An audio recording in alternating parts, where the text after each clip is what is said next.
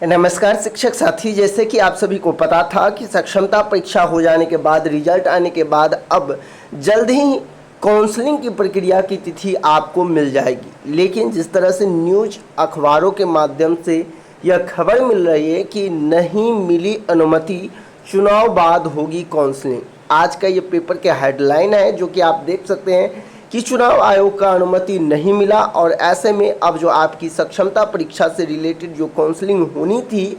जो शायद अभी नहीं हो पाएगा। आपको मैं ये भी बता दूं कि विभाग की ओर से ऐसी कोई भी जानकारी नहीं दी गई है, लेकिन आज के अखबारों में काउंसलिंग को लेकर क्या कुछ कहा गया है, आइए हम एक छोटे से वीडियो में इसके बारे में जानते हैं। जैसे कि आप सभी को पता है कि राज्य में जो राज्यकर्मी बनने के लिए शिक्षकों ने जो अपना सक्षमता परीक्षा दिए थे, जिसमें से आपको पता होना चाहिए कि 1,87,615 जो नियोजित शिक्षक थे वो सफल हो चुके। ऐसे में उनका काउंसलिंग अब पटना में होगा। आपने ये भी खबर के माध्यम से सुना होगा और ऐसे में ये जानकारी स्पष्ट इसलिए हो जाता है कि कल ही मैंने देखा कि शिक्षा विभाग का जो ऑफिशियल ट्विटर हैंडल है, उस पर भी जो शिक्षक साथी ने जब सवाल पूछा कि आखिरकार नियोजित शिक्षकों का जो सक्षमता परीक्षा का काउंसलिंग होगा वो कब होगा, तो उनका जो जवाब आया है कि चुनाव के बाद। तो ऐसे में निश्चित तौर पर यह कहा जा सकता है कि आपकी जो काउंसलिंग प्रक्रिया है वो अब चुनाव के बाद संपन्न की जाएगी। आपको ये भी बता दें कि लोकसभा चुनाव के बाद जो है वो काउंसलिंग प्रक्रिया के लिए तिथि जारी हो जाएगा, क्योंकि लोकसभा चुनाव को लेकर आपको पता होनी चाहिए अभी आदर्श चुनाव आचार संहिता के मद्देनज़र सक्षमता परीक्षा पास होने वाले नियोजित शिक्षकों की जो काउंसलिंग प्रक्रिया होनी थी वो अब नहीं होगा। काउंसलिंग के लिए शिक्षा विभाग ने राज्य निर्वाचन कार्यालय से अनुमति मांगी थी, लेकिन काउंसलिंग को लेकर यह अनुमति नहीं मिली। इसके मद्देनज़र काउंसलिंग का इंतजार कर रहे सक्षमता परीक्षा पास नियोजित शिक्षकों की काउंसलिंग अब आदर्श चुनाव आचार संहिता के बाद होगी। यानी कि आपको पता है कि 4 जून के बाद ही आपका जो है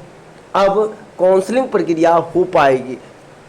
क्योंकि 4 जून तक जो है चुनाव की प्रक्रिया होगी और ऐसे में 4 जून के बाद ही आपकी काउंसलिंग प्रक्रिया हो पाएगी। यदि इससे पहले चुनाव आयोग ने यदि इस पे अनुमति दे देती तो निश्चित तौर पर आपका काउंसलिंग प्रक्रिया शिक्षा विभाग पहले ही करवा लेते, लेकिन आपको पता होनी चाहिए जैसे ही काउंसलिंग प्रक्रिया स्टार्ट होगी, यह अनुमान पहले ही लगाया जा रहा था कि अभी नियोजित शिक्षकों का काउंसलिंग प्रक्रिया नहीं होगी। कारण ये है बिहार के तमाम जितने भी शिक्षक साथी हैं वो कहीं ना कहीं जो पुरुष शिक्षक साथी हैं उसमें यदि देखा जाए तो 90% शिक्षक जो है वो चुनाव आयोग में ड्यूटी में होंगे, कहीं ना कहीं उनका ट्रेनिंग हो गया होगा या ट्रेनिंग हो रहा होगा। ऐसे में यदि दूसरी तरफ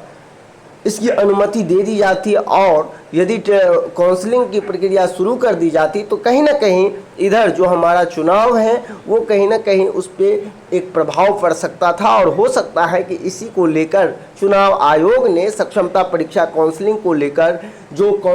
तिथि था, जो अनुमति था, वो शायद नहीं दिया होगा। विभाग की ओर से इस तरह की कोई जानकारी नहीं दी गई है, लेकिन ये भी बात है कि विभाग ने जिस तरह से आपने देखा होगा कि कहा गया था कि 15 से तो कभी 17 से आपकी काउंसलिंग प्रक्रिया स्टार्ट की जाएगी, उसके संबंध में अभी तक कोई भी गाइडलाइन जारी नहीं हुआ है। और जब अभी तक कोई गाइडलाइन नहीं जारी हुआ तो ऐसे में यह अनुमान लगाया जा रहा है कि अब आपकी जो काउंसलिंग प्रक्रिया होगी वो 4 जून के बाद ही काउंसलिंग का अनुमान लगाया जा रहा है। यानी कि शिक्षा विभाग 4 जून के बाद ही काउंसलिंग प्रक्रिया भी करेंगे और साथ ही साथ आपको ये पता होगा कि काउंसलिंग के बाद जो नियुक्ति पत्र दिया जाएगा और उसके बाद जो आपका विद्यालय आवंटन होगा वो सारी प्रक्रिया 4 जून के बाद होगा। तो ऐसे में जब ये पूरी प्रक्रिया 4 जून के बाद होगा तो हम निश्चित तौर पे कह सकते हैं पूरे के पूरे जून और जुलाई आपका स्कूल आवंटन तक जुलाई में ही हो सकता है।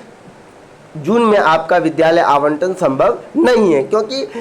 लगभग 15 से 20 दिन आपकी काउंसलिंग प्रक्रिया चलेगी और काउंसलिंग प्रक्रिया के बाद ही आपका विद्यालय आवंटन संभव हो पाएगा। ऐसे में निश्चित तौर पर कहीं ना कहीं जो शिक्षक साथी यह सोच रहे थे कि जल्द ही हमें काउंसलिंग हो जाएगा और काउंसलिंग के बाद हमें जल्द ही नए विद्यालय आवंटन हो जाएगा तो कहीं ना कहीं उनको अभी इंतजार करना होगा। सक्षमता परीक्षा पास नियोजित शिक्षकों की काउंसलिंग के बाद चयनित जिलों में पोस्टिंग की जाएगी। चूंकि अभी आपका काउंसलिंग हुआ नहीं है तो आप जिस विद्यालय में बने हैं अभी उसी विद्यालय में रहेंगे। योगदान की तिथि से ही शिक्षक का जो पद नाम है वो भी बदल जाएंगे, यानी कि अभी आप नियोजित शिक्षक हैं तो जैसे ही आप योगदान कर लेंगे, अपने नए विद्यालय में ज्वाइन कर लेंगे तो फिर आप विशिष्ट शिक्षक कहलाएंगे। जैसे ही आप विशिष्ट शिक्षक हो जाएंगे तो इसके साथ ही आप राज्यकर्मी बन जाएंगे और आपका जो वेतन है वो उसी के अनुसार से बनना स्टार्ट हो जाएगा। तो ये कुछ न्यूज़ था सक्षमता परीक्षा को लेकर, जो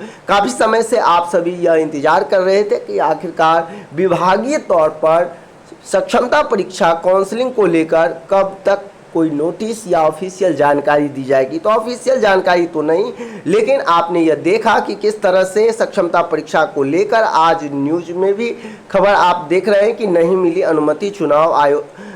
के बाद होगी काउंसलिंग। तो ऐसे में अब कहीं ना कहीं 1,87,615 शिक्षकों को अब इंतजार करना होगा और उनकी जो काउंसलिंग प्रक्रिया होगी वो अब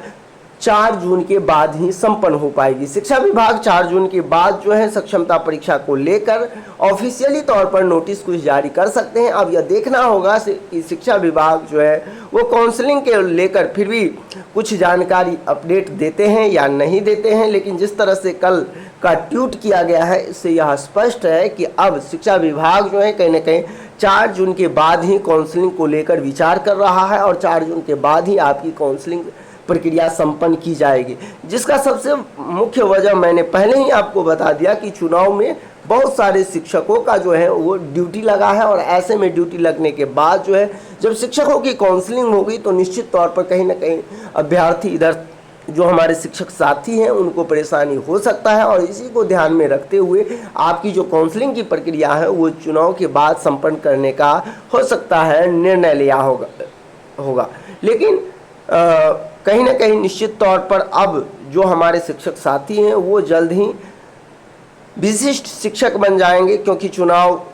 के बाद आपका काउंसलिंग प्रक्रिया संपन्न कर लिया जाएगा और निश्चित से 1 महीना के अंदर अंदर आपका जो है विद्यालय आवंटन भी हो जाएगा। तो उम्मीद करते हैं कहीं ना कहीं आपको इस अपडेट से अब यह पता चल गया होगा कि आखिरकार आपकी काउंसलिंग प्रक्रिया कब संपन्न की जाएगी। इसी तरह लेटेस्ट अपडेट पाने के लिए आप हमारे चैनल से जुड़े रहें और इस चैनल के माध्यम से सक्षमता परीक्षा से रिलेटेड चाहे आपकी काउंसलिंग प्रक्रिया हो, काउंसलिंग से रिलेटेड जो भी अपडेट हो, ये सारे के सारे इन्फॉर्मेशन आपको इस